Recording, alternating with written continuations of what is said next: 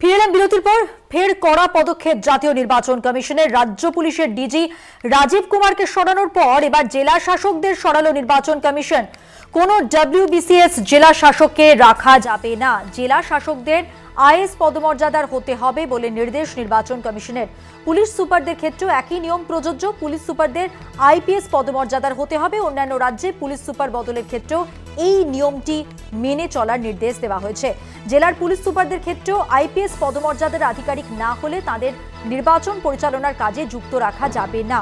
উপযুক্ত পদমর্যাদায় যুক্ত না থাকলে তাদের সরিয়ে কমিশনকে এই বিষয়টি জানানোর নির্দেশ নির্বাচন কমিশনের। রাজ্যের অন্যান্য জেলার জেলা শাসকদের ক্ষেত্রেও যদি আইএস পদমর্যাদার আধিকারিক না হন তাদের দ্রুত সরিয়ে দেওয়ার নির্দেশ নির্বাচন কমিশনের। পাশাপাশি জেলার পুলিশ সুপারদের ক্ষেত্রেও আইপিএস পদমর্যাদার আধিকারিক না হলে তাদের নির্বাচন পরিচালনার কাজে যুক্ত রাখা যাবে না।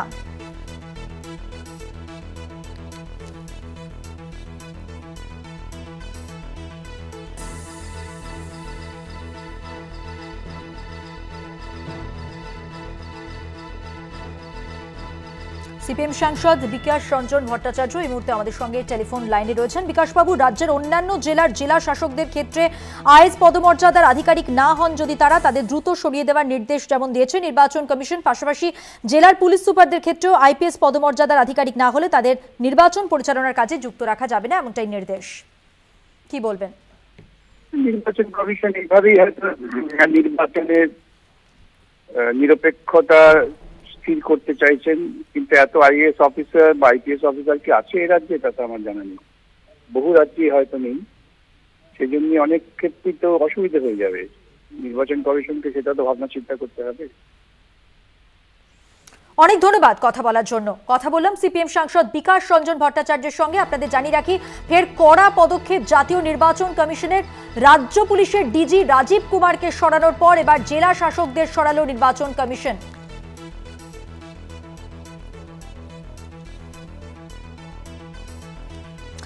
আমরা কথা বলেছিলাম এই বিষয়ে, প্রতিক্রিয়ায় তিনি কি বলেছেন জানবো বিজেপি মুখপাত্র শ্রমিক ভট্টাচার্য। দেখুন, নির্বাচন কমিশন মনে করেছে অবাধ, শান্তিপূর্ণ, ভয়মুক্ত, সুষ্ঠু, স্বাভাবিক নির্বাচন করতে গেলে এদের অপসারণের প্রয়োজন আছে। সংগঠিত করা হয়েছে রাজ্য নির্বাচন কমিশনের নামে একটা নরখাদক রাবণকে বসিয়ে দেওয়া হয়েছে। তিনি মোটামুটি তার নেতৃত্বেই সংগঠিত হয়েছে। তো এই ক্ষেত্রে সমস্ত রাজ্যে হচ্ছে, এই ক্ষেত্রেও পরিবর্তন হয়েছে রাজ্যের সিদ্ধান্তকে। আমরা কথা বলেছিলাম তৃণমূল নেতা জয়প্রকাশ মজুমদারের সঙ্গে এ বিষয়ে, প্রতিক্রিয়ায় তিনি কি জানিয়েছেন শুনুন একবার। কারণ জাতীয় নির্বাচন কমিশন আগে পর্যন্ত নিরপেক্ষ থাকতো, নিরপেক্ষতাই ছিল তাদের প্রধান ক্যারেক্টারিস্টিক্স বা প্রপার্টি। কিন্তু এখন তো নির্বাচন কমিশনার নিযুক্ত করছেন দুজন মিলে, নরেন্দ্র মোদী এবং অমিত শাহ। সুতরাং নিরপেক্ষতার প্রশ্ন ওঠে না, নিজেদের কাছের লোককে নির্বাচন কমিশনার নিয়োগ করছেন, আর তাদেরকে দিয়ে তারা সৈন্য দলে তাদের অন্তর্ভুক্ত করে নিয়েছেন, নিজেদের সৈন্য দলে। তার সঙ্গে সিআরপিএফও আছে, আধা সামরিক বাহিনী।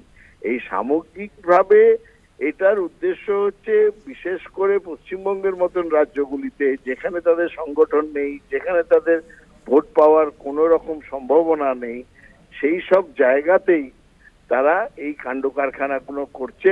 এবং এই ইডি, সিবিআই, ইনকাম ট্যাক্স তাদের দিয়ে একদিকে যেরকম ভয় দেখানোর চেষ্টা করছে, উল্টো দিকে নানা রকম ভাবে আধিকারিক বিভিন্ন জেলার জেলা শাসক, এসপি ইত্যাদি এদেরকে বদলি করে একটা অস্থিরতা তৈরি করার চেষ্টা করছেন। আর এবার যে খবরে নজর রাখবো, জনগর্জন সভা থেকে 42টি আসনে 42 জন প্রার্থীর নাম ঘোষণার পাশাপাশি এবং জনগর্জন ওয়েবসাইট তৃণমূলের পক্ষ থেকে আজকেই সেই ওয়েবসাইট প্রকাশিত, যেখানে লেখা আছে নিজেকে ও নিজের পরিবারকে বিপদ মুক্ত করতে এবং বাংলা বিরোধী বিজেপিকে উচিত শিক্ষা দিতে আগামী লোকসভা নির্বাচনে বাংলার এই লড়াইয়ে বাংলার সাথে থেকে বাংলাকে জয়ী করুন। এই ওয়েবসাইট আজ প্রকাশিত তৃণমূলের পক্ষ থেকে। জনগণের গর্জন, বাংলা বিরোধীদের বিসর্জন, এই স্লোগান দিয়ে কথা বলবো। আরো বিস্তারিত জানাবেন আমাদের বিশেষ প্রতিনিধি, টেলিফোন লাইনে রয়েছেন দেবজ্যোতি ঘোষ। দেবজ্যোতি, কি খবর রয়েছে? দেখো, তৃণমূল কংগ্রেস পক্ষ থেকে একটা ওয়েবসাইট প্রকাশ করা হয়েছে জনগর্জনের নামে, এবং সেটাই লোকসভা নির্বাচনের প্রচার কিন্তু এই ওয়েবসাইটের মাধ্যমে হবে। সেখানে তৃণমূল কংগ্রেসের বক্তব্য এবং সেখানে সমস্ত যারা প্রতিদ্বন্দ্বিতা করছেন তাদের বক্তব্যের পাশাপাশি তৃণমূল কংগ্রেসের বিশেষ বেশ কিছু কর্মসূচি এবং যে রাজনৈতিক কর্মসূচিগুলো থাকবে সেই ওয়েবসাইটের মাধ্যমে জানা যাবে। অর্থাৎ একেবারে আধুনিকভাবে এই ওয়েবসাইটকে তৈরি করা হয়েছে। তৃণমূল কংগ্রেসের যে 10 তারিখে যে ব্রিগেড সমাবেশ হয়েছিল সেখানে যে জনগর্জনের ডাক দেওয়া হয়েছিল, অর্থাৎ এবারে লোকসভা নির্বাচনে তৃণমূল কংগ্রেসের নতুন স্লোগান যে জনগর্জনের যে স্লোগান তারা দিয়েছিলেন সেই স্লোগানের আঙ্গিকেই কিন্তু এই ওয়েবসাইটটা তৈরি হয়েছে। অর্থাৎ আগামীকাল কি প্রচার রয়েছে, তৃণমূল কংগ্রেস নেতৃত্ব মমতা বন্দ্যোপাধ্যায়, অভিষেক বন্দ্যোপাধ্যায়ের বক্তব্য বিভিন্ন জায়গা থেকে ওয়েবসাইটের মাধ্যমে জানা যাবে বা শোনা যাবে।